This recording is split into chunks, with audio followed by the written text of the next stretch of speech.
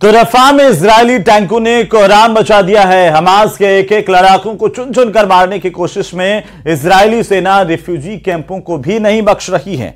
America से लेकर के यूनाइटेड नेशंस तक अपील कर चुके हैं कि इजराइल को हमले बंद कर देने चाहिए, लेकिन नेतन्याहू ये मानने के लिए तैयार नहीं है। इधर हमास ने भी काउंटर अटैक किया है। इजराइल के 3 सैनिक हमास ने मार गिराए हैं। حبيبي متعيد يا عماد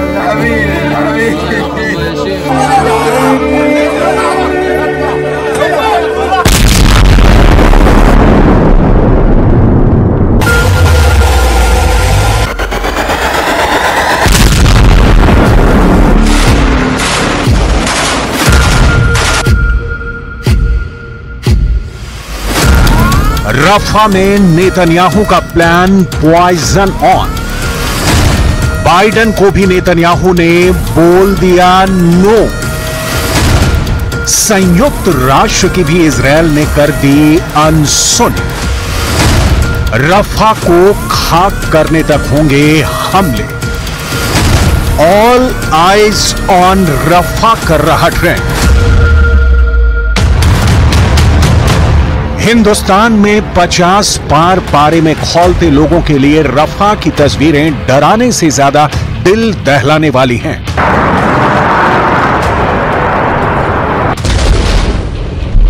ताजा हमले में इजरायली डिफेंस फोर्स ने 12 फिलिस्तीनियों को मौत के घाट उतार दिया है। दुनिया के तमाम देशों की अपीलों, जिसमें अमेरिका भी शामिल है, उनकी नेतन्याहू एक सुनने के लिए तैयार नहीं है। आम फिलिस्तीनियों पर इजरायली डिफेंस फोर्स कहर बनकर टूट रही है। इस बीच गाजा में जारी लड़ाई में इजरायली सेना ने 2 अहम दावे किए हैं। इजरायल का कहना है कि उसने दक्षिणी गाजा से मिस्र तक फैले हमास के सुरंगों के नेटवर्क को खोज लिया है, जो हमास के लिए लाइफलाइन बना हुआ था। इसके अलावा इजरायली रक्षा बलों ने फिलाडेल्फी कॉरिडोर पर भी कब्जा कर लिया है। फिलाडेल्फी गाजा और मिस्र की सीमा से लगने वाला गलियारा है। इस पर कब्जे का मतलब है कि तकरीबन पूरे गाजा पर अब इजरायल का नियंत्रण हो गया है। फिलाडेल्फी बफर जोन रफा के पूरे दक्षिणी किनारे के लगभग 9 मील तक फैला है, जो मिस्र बॉर्डर पर स्थित है। द सन की रिपोर्ट के मुताबिक आईडीएफ के प्रवक्ता डैनियल हगारी ने कहा कि गलियारे के साथ घिरी पट्टी में हथियारों की तस्करी के लिए हमास द्वारा इस्तेमाल की जा रही 20 सुरंगों को पकड़ा है। साथ ही आईडीएफ सैनिकों ने मिस्र और रफा के बीच सीमा पर फिलाडेल्फी कॉरिडोर पर नियंत्रण स्थापित कर लिया है। 100 मीटर चौड़ा यह इलाका हमास के लिए जीवन रेखा के रूप में काम करता है, जिसका इस्तेमाल वो गाजा पट्टी में नियमित रूप से हथियारों की तस्करी के लिए करते हैं। हालांकि इजरायल के दावे को मिस्र ने गलत बताया है। मिस्र के मीडिया के मुताबिक नेतन्याहू की सेना रफा में अपने हमले को उचित ठहराने की कोशिश कर रही है।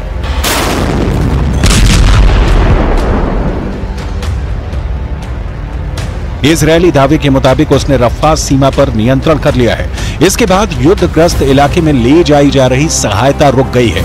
मिस्र ने युद्ध विराम समझौते के प्रयासों में हमास और इजरायल के बीच वार्ता में मध्यस्थ के रूप में काम किया है। मिस्र लंबे समय से फिलिस्तीन की वकालत करता रहा है और हजारों निर्दोष फिलिस्तीनी नागरिकों की हत्या की निंदा की है। लेकिन इजरायल अब अमेरिका की नहीं सुन रहा, तो मिस्र की क्या सुनेगा?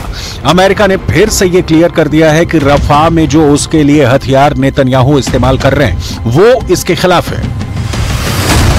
इजरायल M61 वल्कन गन का इस्तेमाल अपने ऊपर होने वाले ड्रोन हमलों के खिलाफ कर रहा है। M61 वल्कन एक 6 बैरल वाली हाइड्रोलिक रूप से संचालित 20 मिलीमीटर स्वचालित तोप है, जो 6000 राउंड प्रति मिनट से अधिक फायर करने में सक्षम है। पुतिन बहुत बड़ी परमाणु जंग शुरू कर सकते हैं, जो पूरे यूरोप का विनाश कर देगी। रूस ने साफ कह दिया कि अगर यूक्रेन को हथियार देना बंद नहीं किया तो रूस जंग में किसी भी हद तक चला जाएगा।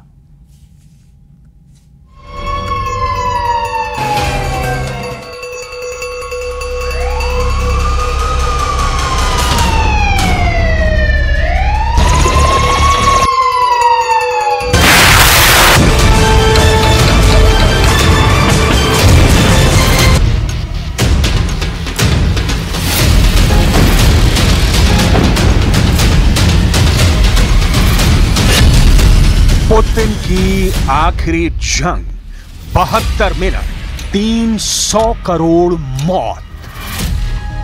रूस यूक्रेन जंग को 885 से ज्यादा दिन हो चुके हैं। हालात ये हैं कि यूक्रेन खुद को बचाने के लिए नाटो के 32 देशों से ऐसे हथियार मांग रहा है जो रूस में बेहद अंदर तक मार कर सके। इस वक्त Ukraine America, Germany, Britain, Poland, France से लंबी दूरी की मिसाइलें मांग रहा है। F-16 जैसे घातक फाइटर जेट तुरंत देने को कह रहा है, लेकिन इधर पुतिन के रूस ने ऐसा ऐलान कर दिया है जो दुनिया पर बहुत भारी पड़ सकता है। रूस पहले से ही परमाणु युद्ध की तैयारी कर चुका है और अब तो खबर यह भी आ रही है कि रूस ने नाटो के 32 देशों को सीधे सीधे एटमी जंग के लिए ललकार दिया है। यानी पुतिन अब 72 मिनट की ऐसी जंग करने जा रहे हैं जिसमें कम से कम 300 करोड़ की मौत हो सकती है।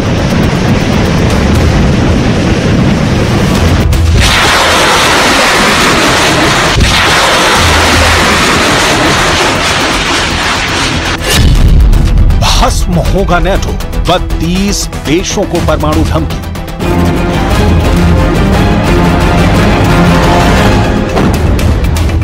हम आपको एनिमेशन के जरिए दिखाते हैं पुतिन की एटमी जंग का सबसे पहले शिकार कौन कौन हो सकता है। कुछ रिपोर्ट के दावों के मुताबिक पुतिन के रूस ने नाटो के 32 देशों को एटमी जंग की आखिरी धमकी दी है। दावा किया जा रहा है कि यूक्रेन के चक्कर में तीसरा विश्व युद्ध होने जा रहा है जिसमें घातक परमाणु हथियारों का जमकर इस्तेमाल होगा। रिपोर्ट के मुताबिक 72 मिनट तक परमाणु जंग हो सकती है जिसमें 5000 से ज्यादा परमाणु बम इस्तेमाल हो सकते हैं। अगर ऐसा होता है तो यकीन मानिए पूरा यूरोप और अमेरिका भस्म हो सकता है। पुतिन के परमाणु हमलों का पहला शिकार America, France, Germany, Britain, Poland हो सकते हैं। अगर ऐसा हुआ तो पूरा वॉर गेम दुनिया का विनाश कर देगा। Нагнетание и еще один шаг к серьезному конфликту в Европе и глобальному конфликту. Им это нужно? Ну, пожалуйста.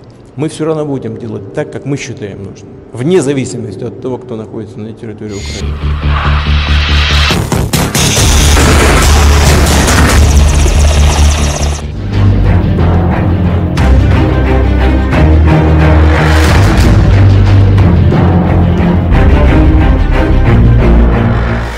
Additional police commissioner law and order Kunwar Rashtradeep ने धारा 144 के तहत आदेश जारी करते हुए रात 12 बजे बाद किसी भी प्रकार की गतिविधियों का संचालन नहीं करने और रात 10 बजे बाद लाउड म्यूजिक नहीं बजाने को लेकर आदेश जारी किए हैं। देर रात तक नाइट क्लब, पब, बार आदि के संचालन के चलते आपराधिक वारदातें बढ़ रही थी, जिसे मद्देनजर रखते हुए ये आदेश जारी किए गए हैं। अवहेलना होता तो धारा 188 आईपीसी के तहत उनके खिलाफ कार्रवाई होगा। अगर नॉइज कंट्रोल एक्ट का वायलेशन करेंगे तो उसके खिलाफ कार्रवाई होगा। अगर तंबाकू एक्ट की वायलेशन होगा तो उसके खिलाफ कार्रवाई होगा। अगर जुवेनाइल जस्टिस एक्ट का तो वायलेशन होगा उसके तहत कार्रवाई होगा। तो तरह तरह आईपीसी के अलावा तरह तरह का अधिनियम और है जिसके तहत हम कार्रवाई कर सकते हैं। इन आदेशों का उल्लंघन करने वालों के खिलाफ धारा 188 के तहत पुलिस सख्त एक्शन लेगी और जहां पर रात 12 बजे बाद hotel, restaurant, guest house, night club, bar, mall, discotheque, farm house खुले पाए जाने पर सील की कार्रवाई के साथ साथ गिरफ्तारी और सजा का प्रावधान भी किया गया है। कोई ऐसा संस्था है वो विज्ञापन देता है कि हमारे यहाँ 4 बजे चलता है, पूरी रात चलता है, इस तरह का संस्थाओं का जो डिस इन्फॉर्मेशन पर ध्यान ना दे, ये कमिश्नरेट की तरफ से धारा 140 के तहत आदेश जारी किया कि 12 बजे के बाद पूरी तरह प्रतिबंधित है। आपको बता दें कि जयपुर में अभी तक पुलिस केवल समझाइश कर रही थी, लेकिन अब एक्शन लेगी। देखना दिलचस्प होगा कि प्रशासन की नई गाइडलाइन कितनी कारगर साबित होती है। न्यूज़ 18 राजस्थान के लिए विष्णु शर्मा की रिपोर्ट।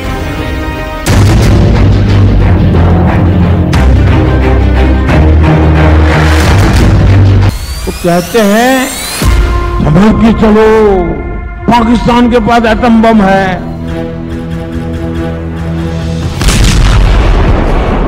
जो पाकिस्तान के बम की बातें करते हैं ना, आज तो पाकिस्तान का हालात ये है कि इन बम को संभालना कहां, वो भी उसके बस का रोग नहीं है। एक ऐसा मुल्क जहां कर्ज के पैसों से लोग आज जिंदा हैं, वो पाकिस्तान है जहां आटे से लेकर पानी हर कुछ कटोरा फैलाने के बाद ही पाकिस्तान की झोली तक पहुंचता है। पेट में खाने को दाने नहीं हैं, लेकिन पाकिस्तान ने भारत को परमाणु बम की गीदड़ भभकी दी है।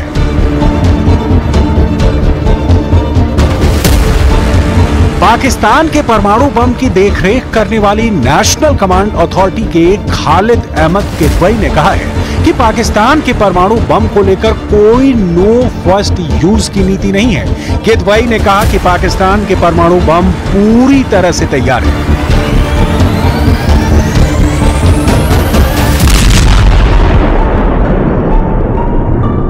एक पाकिस्तान के पास न्यूक्लियर वेपन है, नसर उसे बोलते हैं, वो जो है वो लॉन्च किया हुआ है, हमारे पास है। उसमें यह है कि इट्स शॉर्ट रेंज, 60-70 किलोमीटर तक दूर जाता है। पाकिस्तान में अचानक ही परमाणु बम का टेप क्यों बजने लगा है? उसके पीछे की वजह है पीएम मोदी और योगी आदित्यनाथ की गर्जना, जिसके बाद सरहद पार खलबली मची है। उसका एटम बम फेंकने के लिए है तो हमारे पास हमारा एटम बम फ्रीज में रखने के लिए नहीं है। हम भी छेड़ेंगे नहीं, लेकिन कोई छेड़ेगा तो फिर छोड़ेंगे भी नहीं और कहीं भी होगा। दरअसल पाकिस्तान इस बात को जानता है कि वो भारत से युद्ध में टक्कर नहीं ले सकता है। चीन उसकी कितनी भी मदद कर दे, लेकिन पारंपरिक युद्ध में उसकी बर्बादी तय है। पाकिस्तान के पीएम भी इस बात को दुनिया के सामने मान चुके हैं कि वो दोबारा भारत से युद्ध करने की गलती नहीं कर सकता है। हाल ही में भारत में मांग उठी है कि नो फर्स्ट यूज की नीति को बदला जाए, लेकिन अभी कोई फैसला हुआ नहीं है। भारत में चल रही इस बहस से पाकिस्तानी सैन्य नेतृत्व घबराया हुआ है, इसलिए पाकिस्तानी नेता एक बार फिर एटम बम की बात कर रहे हैं।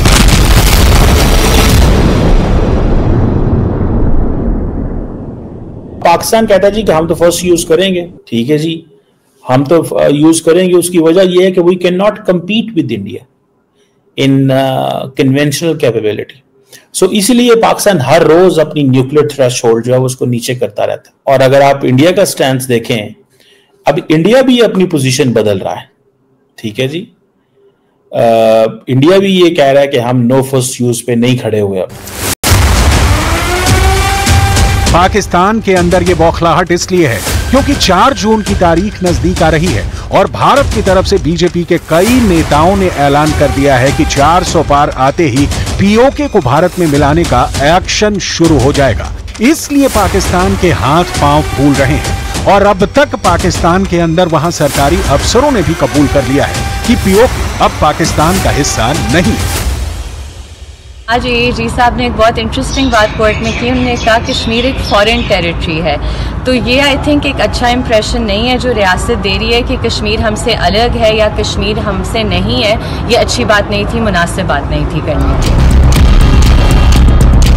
Pakistan army chief, Pakistani PM या कोई भी पाकिस्तानी अफसर एटम बम का टेप बजा ले, लेकिन पाकिस्तान की असलियत दुनिया जानती है। वहां की आवाम भी कहती है कि पाकिस्तान के पास खाने को दाने नहीं है, तो वो एटम बम को लेकर क्या करेंगे।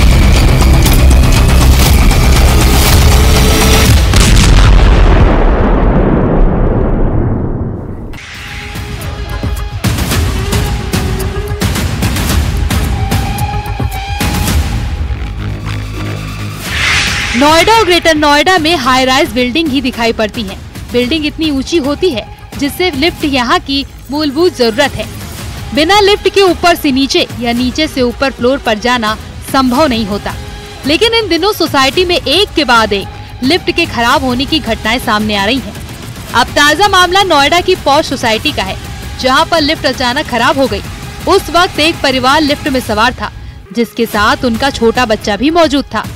15 मिनट तक ये लोग बाहर ही नहीं निकल पाए। इस दौरान गर्मी से सभी का बुरा हाल हो गया था। मासूम तो रोने भी लगा था। पीड़ित परिवार मदद के लिए चिल्लाता रहा। सोसाइटी को लोगों को जैसे ही इस घटना का पता चला, उसके बाद गार्ड को बुलाया गया। काफी मशक्कत करने के बाद सभी को लिफ्ट से बाहर निकाला गया। कहा जा रहा है कि दंपति अपने परिचित से मिलने गया था, लेकिन जब वो उनके फ्लैट से नीचे आने लगे तो लिफ्ट अचानक बंद हो गई। नोएडा सेक्टर 120 की प्रतीक लॉरेल सोसाइटी की ई टावर की ये घटना है। इस घटना के बाद से सोसाइटी के दूसरे लोगों में जबरदस्त आक्रोश है। लोगों का कहना है कि लिफ्ट एक्ट लागू हो चुका है, लेकिन फिर भी लिफ्ट में फंसने के मामले सामने आ रहे हैं। लोगों का कहना है कि फ्लैट खरीदने से पहले बिल्डर बड़ी बड़ी बातें करते हैं, लेकिन लोगों की सुरक्षा के प्रति लापरवाही बरती जा रही है। सोसाइटी के लोगों का ये भी कहना है कि हजारों रुपए खर्च करने के बाद भी मेंटेनेंस का बुरा हाल है। सोसाइटी की कमान AOA के हाथ में है। वहीं जनरेटर में डीजल नहीं होने से घंटों बिजली भी गायब रही।